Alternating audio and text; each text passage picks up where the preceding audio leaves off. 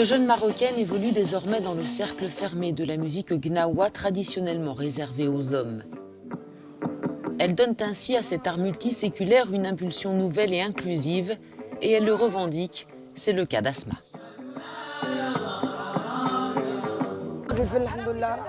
La Taghnaoui a été reconnue mondialement avec son inscription à l'UNESCO. Pourquoi une femme ne jouerait-elle pas du gambri? Pourquoi les femmes ne participeraient-elles pas à cette dynamique? Les femmes étaient au mieux de simples membres des groupes gnawa, mais jamais des leaders. Et le jour où j'ai eu l'occasion de jouer du gambri et que j'ai réussi à le faire, je n'ai pas hésité une seconde.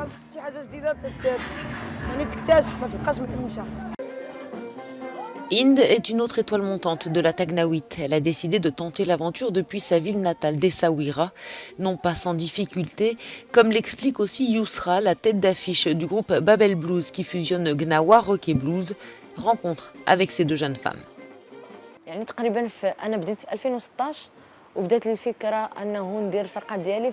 J'ai commencé en 2016 et l'idée de créer un groupe est née en 2018.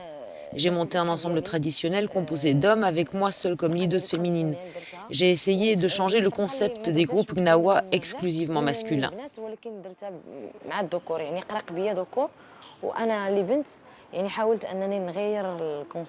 Deux contraintes, c'est le fait que ce milieu soit traditionnellement réservé aux hommes, et c'est aussi le fait de changer un peu une musique traditionnelle et de l'interpréter et de s'en inspirer pour faire quelque chose de différent. C'est pas très accepté et toléré par les gens qui sont vraiment à fond dans la tradition. Là, aujourd'hui, j'en suis fière parce qu'il y a une certaine ouverture d'esprit, parce qu'il y a beaucoup de gens, même dans le milieu traditionnel, qui nous encouragent.